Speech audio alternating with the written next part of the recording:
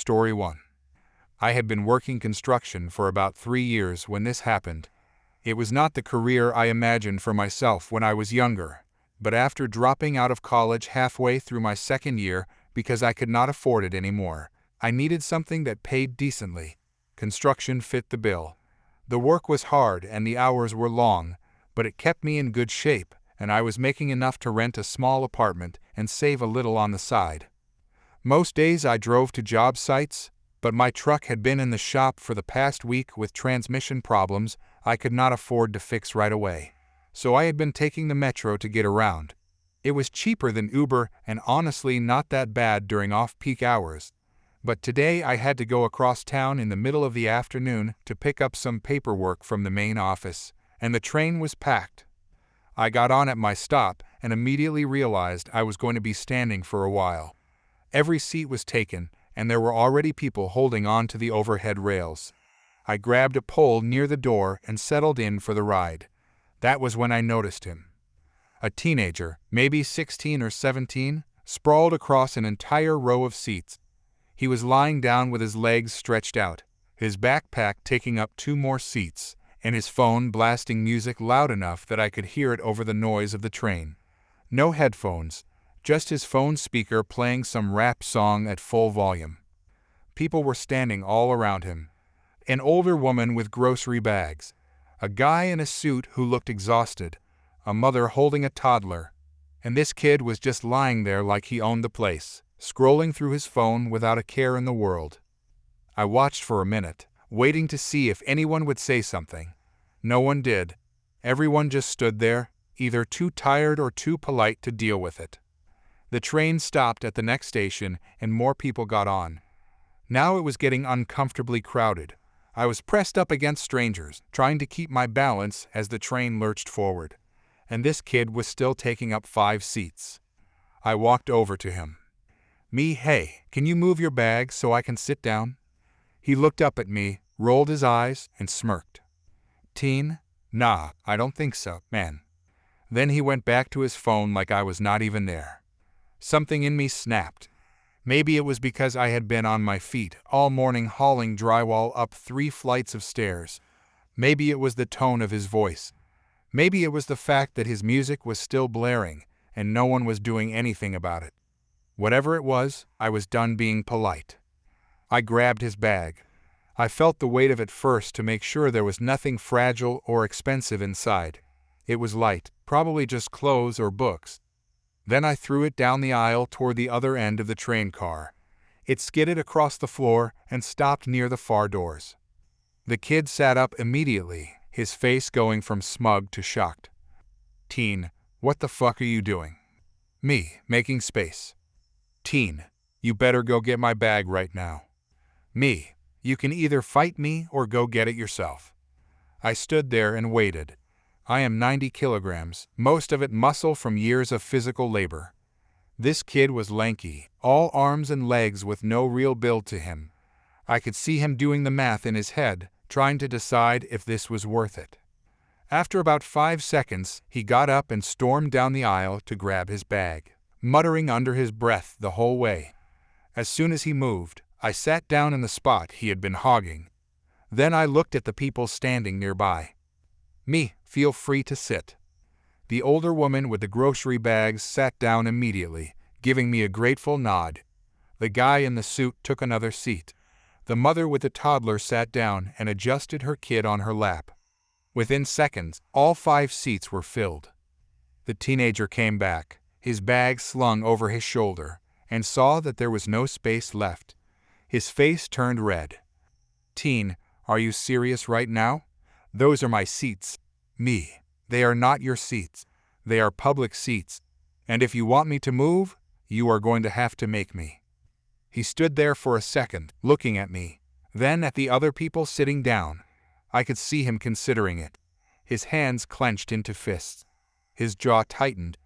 But then he looked at me again, saw that I was not backing down, and his shoulders sagged. He turned and walked to the other end of the train car, standing near the doors with his bag clutched in front of him. He kept glaring at me the whole ride, but he did not say anything else. The older woman leaned over. Woman, Thank you. I have been standing since 4 stops ago. Me, no problem. The train reached my stop, and I got up, giving her a nod as I left. As I walked past the kid, he muttered something under his breath that I could not quite hear. I kept walking. When I got off the train, I felt a mix of things. Part of me felt good. That kid had been rude and selfish, and someone needed to call him out on it. But another part of me felt like maybe I had gone too far. I could have just asked a metro worker to handle it. I could have moved to another car. Instead, I grabbed his stuff and threw it. I thought about it on the walk to the office. Was I a bully? Maybe. But also, that kid needed to learn that the world does not revolve around him. That he can not just take up 5 seats on a crowded train and expect no one to say anything. That actions have consequences. By the time I got home that night, I had convinced myself I did the right thing. That kid probably went home and complained to his parents about some jerk on the train. But maybe, just maybe, the next time he gets on public transportation, he will think twice before sprawling out and blasting his music. Or maybe he will not. Either way, at least 5 people got to sit down that day. Story 2. I've been working as a cashier at Riverside Supermarket for about 4 years now. I'm 28 years old, and this job has been my main source of income since I dropped out of college in my junior year. I was studying business administration, but my mom got sick and I needed to work full-time to help with her medical bills. She passed away 2 years ago, and by then I'd lost my momentum for going back to school. So here I am, scanning groceries and dealing with customers 5 days a week. The pay isn't great, but my manager is understanding and my coworkers are decent people. I work the evening shift most days, which means I deal with the after-work rush when people are tired and cranky. You learn pretty quickly in this job that some customers will find any reason to be upset. A price discrepancy of 10 cents can turn into a 15-minute argument. A bagger putting bread under canned goods can result in demands to speak to the manager. I've developed thick skin over the years. I smile. I apologize even when it's not my fault, and I get through my shift. My bills get paid. I have a small apartment with my cat, and I'm managing. It's not the life I imagined when I was 18 and full of ambition, but it's stable. This particular Saturday evening started out normally enough. The store was busy, but not overwhelming. I was on Register 7, scanning items and making small talk with customers. Around 6:30, she came through my line. She had a cart absolutely loaded with groceries. Easily $300 worth of items. Organic produce, premium meats, imported cheeses, expensive wine.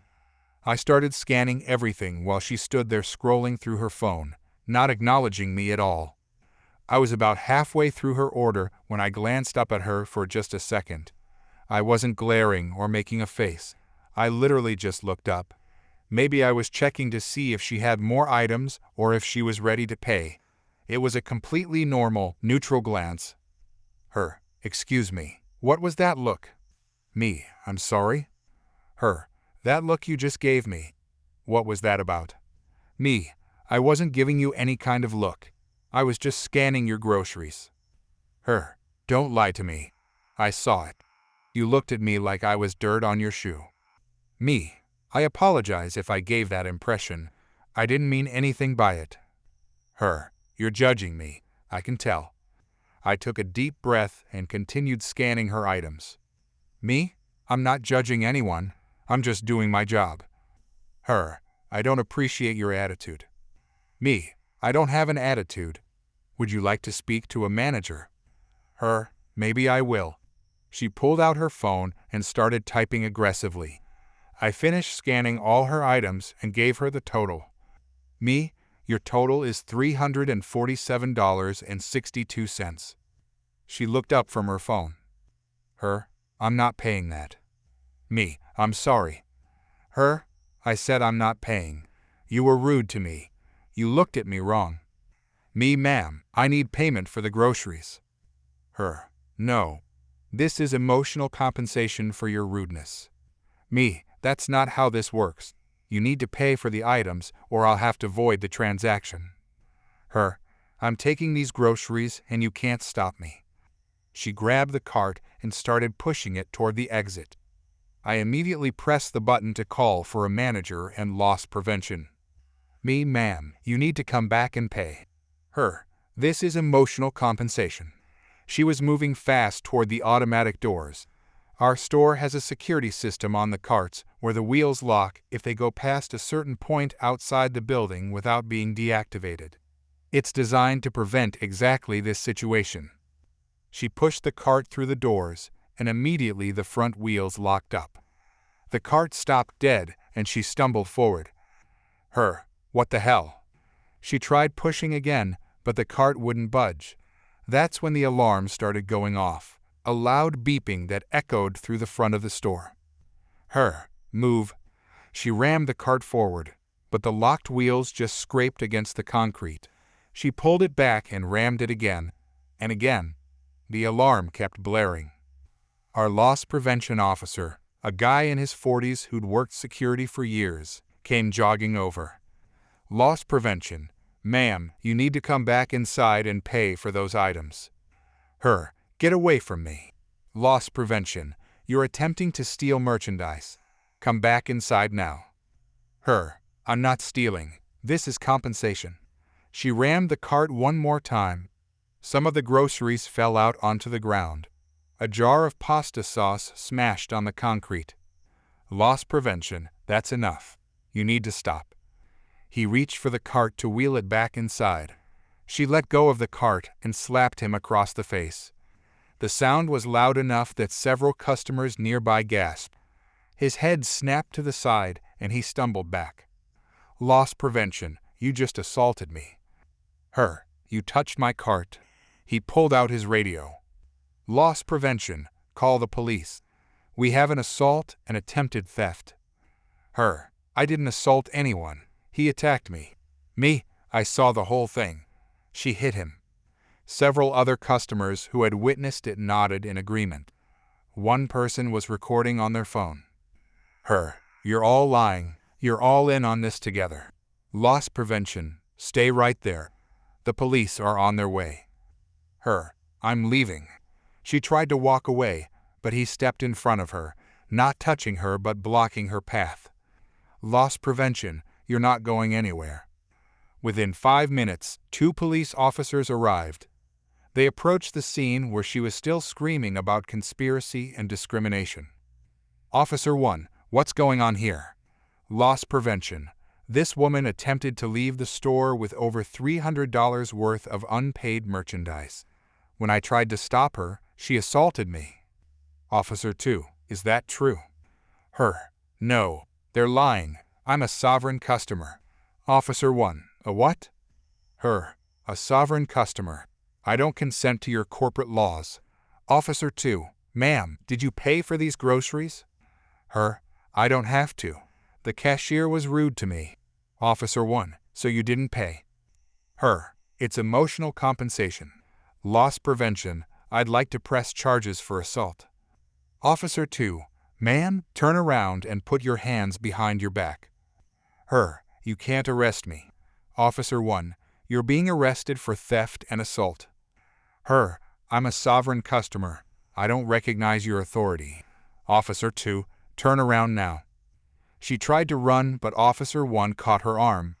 They turned her around and got the handcuffs on while she screamed. Her, this is illegal. I know my rights. Officer 1, you have the right to remain silent. Her, I will not be silent. This is oppression. Officer 2, anything you say can and will be used against you in a court of law. Her, you're all going to be sued, every single one of you. They walked her to the patrol car while she continued shouting about sovereignty and compensation. The groceries were still scattered around the locked cart outside. My manager came over to me. Manager, are you okay? Me, yeah, I'm fine. I just looked at her. That's literally all I did. Manager, I saw the security footage. You didn't do anything wrong. Me, $300 worth of groceries because I glanced at her. Manager, some people are just looking for an excuse. We spent the next 20 minutes cleaning up the mess outside, documenting the damaged items and giving statements to the police. The loss prevention officer had a red mark on his face where she'd slapped him, but he said he was fine. I found out later she was charged with retail theft, assault, and disorderly conduct. Her bail was set at $10,000. The store banned her permanently. Her photo went up in the break room with a note that if she ever came back, we were to call the police immediately. My coworker who had been on the register next to me came over after everything calmed down. Coworker, what did you do to set her off? Me, I looked at her. Coworker, that's it. Me, that's it. Coworker, this job is insane sometimes. Me, tell me about it. I went back to my register and finished my shift. Just another day at the supermarket. Story 3. I've been working as a barista at Crescent Moon Coffee for about 5 years now. I'm 29 years old, and I moved to this city right after graduating with a degree in English literature. The plan was to work at the coffee shop temporarily while I looked for jobs in publishing or editing, but the job market was brutal and I needed to pay rent. 5 years later, I'm still here, making lattes and cappuccinos for the morning rush. It's not a bad job, honestly. The owner is kind and pays fairly. My coworkers have become close friends. I've gotten really good at latte art over the years, which gives me a creative outlet, even if it's not the writing career I imagined. I can do hearts, rosettas, tulips, swans, even some more intricate designs when I have time. Customers usually love it and leave good tips. My life is pretty simple these days. I work morning shifts, go home to my studio apartment, read books, write in my journal, occasionally go out with friends. I've accepted that this might be my career for a while longer. The publishing world is tough to break into, and I've gotten comfortable with my routine. Maybe too comfortable, according to my mom, who still asks when I'm going to get a real job. This particular Wednesday morning started like any other. The usual rush of commuters between 7 and 8, then a slower period around 9 when I could actually breathe and perfect my pour technique. I was working the espresso bar while my coworker handled the register. Around 9:15, a woman came in. She was probably in her early 50s, dressed in expensive workout clothes with a designer handbag. She ordered a large vanilla latte with almond milk. Coworker, that'll be $6.25. The woman paid and stood off to the side while I made her drink. I steamed the almond milk to the right temperature and poured it carefully, creating a rosetta pattern in the foam. It came out nicely, with clean lines and good contrast. I was actually proud of it. Me, large vanilla latte with almond milk. She walked over and picked up her cup. I watched as she took off the lid to look at the design. Her face immediately twisted into a scowl. Her, what is this? Me, that's your vanilla latte. Her, I can see it's a latte. I'm talking about this design. Me, oh, that's a rosetta pattern. It's a classic latte art design. Her, it's very masculine. I genuinely didn't know how to respond to that. Me, I'm sorry. Her, this design.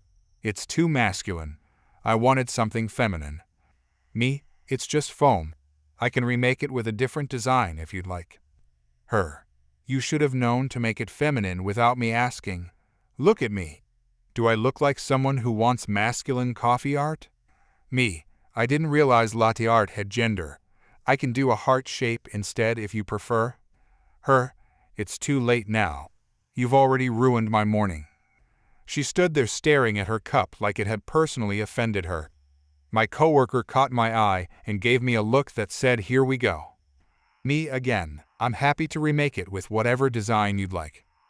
Her, no. This is unacceptable. Before I could react, she took the lid completely off and dumped the entire cup of hot coffee across the counter. It splashed everywhere, soaking the counter, dripping onto the floor, getting all over our syrups and cups. Me, hey. Her, that's what I think of your masculine art. I grabbed towels and started trying to clean up the mess. My coworker immediately came around from the register. Coworker, ma'am, you need to leave right now. Her, I'm not going anywhere until I get an apology. Me, an apology? You just threw coffee everywhere. Her. Because you disrespected me with that design. She reached into the pastry case, which I had stupidly left unlocked while I was making drinks, and grabbed a chocolate croissant. She threw it directly at my face. I ducked, and it hit the espresso machine behind me, leaving a smear of chocolate down the front. Coworker, that's it. I'm calling the police. She pulled out her phone and stepped into the back room. Her. Go ahead, call them. They'll see I'm right. Me. You assaulted me with a pastry because you didn't like the latte art. Her. It was a statement. A protest against gender-normative coffee culture. Me. That's not a thing. Her. It is now. A few customers who had been sitting at tables were watching with wide eyes. One older man spoke up. Customer. Lady, you're being ridiculous. Just leave. Her. Don't tell me what to do. I'm standing up for what's right. The police station was only a few blocks away. Within about 6 minutes, 2 officers walked through the door. My coworker had come back out front and was helping me clean up the coffee while keeping an eye on the woman. Officer 1, we got a call about a disturbance. Me, yes. This woman dumped hot coffee on the counter and threw a pastry at me because she didn't like the latte art. Officer 2, is that true? Her, I'm performing a peaceful protest. Officer 1, a protest against what? Her, masculine coffee art. Baristas need to be more sensitive to their customers' aesthetic needs. Officer 2, so you threw food and drinks? Her, it's civil disobedience. She looked around wildly, then her eyes landed on one of our small cafe tables. Before anyone could stop her, she kicked off her shoes and started climbing onto the table. Her, I need to make a statement. Officer 1, ma'am, get down from there. Her, no, people need to hear the truth about gender-normative latte art. She was standing fully on the table now, wobbling slightly. The table wasn't designed to hold an adult's weight, and it was starting to shift.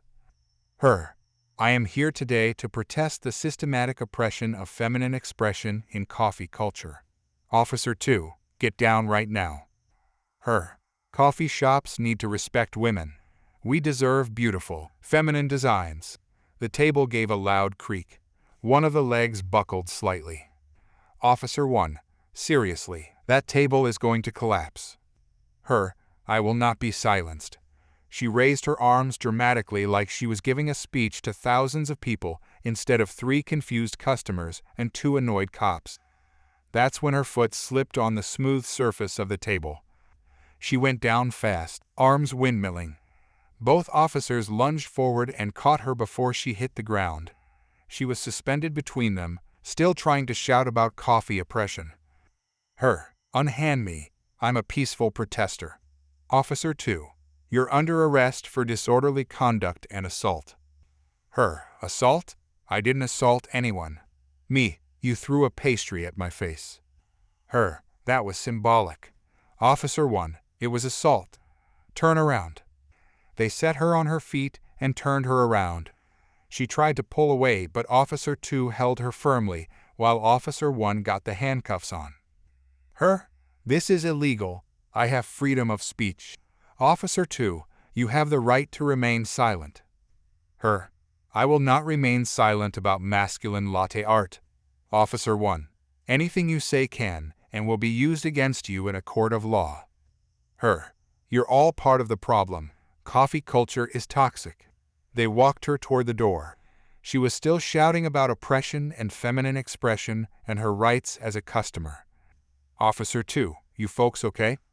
Coworker, yeah, just a mess to clean up. Officer 1, we'll need you to come down to the station later to give a statement. Me, no problem. They took her out to their patrol car. Through the window, I could see her still yelling, even as they put her in the back seat. The customers who had witnessed everything were staring in stunned silence. The older man from earlier spoke up again. Customer, does that happen often here? Me, first time someone's climbed on furniture to protest latte art. Customer, your Rosetta was really nice, by the way. Me, thanks. I try. My coworker and I spent the next 30 minutes cleaning up the coffee and chocolate. mopping the floor, and sanitizing everything. My manager called to check in after the police contacted her. Manager, are you okay? Me? Yeah, I'm fine. It was just bizarre. Manager, masculine latte art? Me, that's what she said. Manager, I've heard a lot of complaints in my 20 years in coffee, but that's a new one. We both laughed, though I was still pretty shaken up. Having hot coffee dumped on your workspace and pastries thrown at you wasn't exactly how I planned to start my day. I found out later that she was charged with assault, disorderly conduct, and destruction of property for the broken table. She tried to argue in court that it was performance art and protected speech. The judge wasn't buying it. She was fined $800 and banned from our coffee shop permanently. For weeks afterward, customers would come in and specifically ask for masculine or feminine latte art as a joke. I just smile and make whatever design felt right. My coworker started calling Rosetta's masculine art and Hart's feminine art, which made me laugh every time. Some people really will find anything to be offended about, even foam in their coffee. Story 4. I had been working on cruise ships for almost 2 years when this happened. After graduating with a theater degree and spending months auditioning for shows that went nowhere, I took a job as a performer on a cruise line. It was not Broadway, but it paid decently. I got to travel, and I was doing what I loved. The trade-off was living in a tiny cabin with a roommate, working long hours, and being away from home for months at a time. The job was demanding. We performed multiple shows a week, rehearsed constantly, and also had to participate in guest activities during the day. Some days I would be up at 9 in the morning for a dance class with passengers and not finish my last show until 11 at night. Then I would have to be up again at 6 for another full day. Sleep was precious, and I did not get nearly enough of it. When I first signed my contract, I was told that performers got to choose their roommates. This was a huge perk because some departments got randomly assigned, and you could end up living with someone completely incompatible. I met my roommate during our first week of rehearsals. She seemed nice enough. We got along fine during the day, and I figured living together would be no problem. The cabins were small. Bunk beds, a tiny bathroom, barely enough space to turn around. I took the top bunk because I did not mind climbing up and down. Our room was near the anchor, which meant every time we docked it was incredibly loud. Metal scraping, chains rattling, the whole ship vibrating. You got used to it after a while. What I did not get used to was the snoring. The first night, I woke up to what sounded like a freight train running through our cabin. I sat up in my bunk, completely disoriented, trying to figure out what was happening. Then I realized it was coming from below me. My roommate was snoring so loud I could feel it in my bones. I thought maybe it was just a bad night. Maybe she was extra tired or sleeping in a weird position. But it happened again the next night. And the night after that. Every single night. I tried everything. I bought earplugs at one of the ports. They did nothing. I put on my big over-the-ear headphones and played music. I could still hear her through the music. I could hear her over the sound of the anchor dropping when we docked, and that was saying something. The worst part was not just the volume. It was the way she snored. She would snore for a few seconds, then stop completely, then gasp like she was choking. The first time it happened, I almost fell out of my bunk trying to climb down and check on her because I thought she was dying. But she just kept sleeping like nothing was wrong. After a week of barely sleeping, I decided to talk to her. Hey, I wanted to talk to you about something. Your snoring is really loud, and it is keeping me awake at night. Do you think we could figure out a solution? She looked at me like I had just told her the sky was green. Roommate, I sleep fine. It is not a big deal. Me? It is a big deal for me. I am not getting any sleep. Roommate, well, I do not know what you want me to do about it. I am asleep. Me, maybe you could see the ship doctor. It sounds like you might have sleep apnea or something. You stop breathing sometimes. Roommate, I am fine. And that was it. She completely shut down the conversation. I looked into changing roommates. But it turned out that was almost impossible unless something major happened. And apparently chronic loud snoring that was affecting my health and job performance did not count as major. I filed a complaint with our manager, but nothing came of it. I was told to work it out with my roommate. I tried to live with it. I really did. But after 2 weeks of getting maybe 3 or 4 hours of sleep a night, I was a mess. I was forgetting choreography. I was snapping at people during rehearsals. I was exhausted all the time. Then came the breaking point. I had worked a 16-hour day, up at 9 in the morning for a guest event, rehearsal in the afternoon, 2 shows at night, then cleaning up and debriefing until 11. I stumbled back to the cabin and collapsed into my bunk, knowing I had to be up at 6 for another long day. I got 2 hours of sleep. 2. The snoring was so bad that night I thought I was going to lose my mind. The next day, I went back to the cabin during my break to grab something. My roommate was there. "Roommate, I am going to take a nap." "Me, okay?" She laid down, and within minutes, the snoring started. That was when I pulled out my phone. I had started recording her snoring a few nights earlier, just in case I needed proof. I opened the recording and hit play at full volume. She shot up like she had been electrocuted, staring at me like I had grown a second head. "Roommate, what are you doing? Turn that off." "Me? Well, this is you snoring, and you said it is not a big deal, so why should I turn it off?" Her face turned red. "Roommate, you are insane." She yelled a few more choice words at me and stormed out of the cabin. For the next 3 days, every time she tried to nap or go to sleep early, I played the recording. She would leave the room furious, and I would finally get some peace and quiet. On the 4th day, I got called into a meeting with our manager. My roommate had filed a formal complaint against me for harassment. I sat down and the manager asked me to explain what was going on. I told her everything. The snoring, the lack of sleep, how my roommate refused to address the problem, how I had tried earplugs and headphones and nothing worked. I explained that I was barely functioning and that playing the recording was a last resort to get her to take me seriously. The manager turned to my roommate. "Manager, is this true? Did you refuse to address your snoring?" "Roommate, I do not think it is that bad." "Manager, but you are aware it is affecting her sleep." "Roommate, she is being dramatic." The manager sighed. "Manager, you are being difficult. She has a legitimate complaint and you are dismissing it. That is not acceptable." My roommate looked furious that the manager did not fully take her side. In the end, we both got reassigned to new roommates. I moved in with another performer who was quiet and respectful. My old roommate got paired with someone from a different department. I slept for 10 hours straight the first night in my new cabin. It was the best sleep I had gotten in weeks.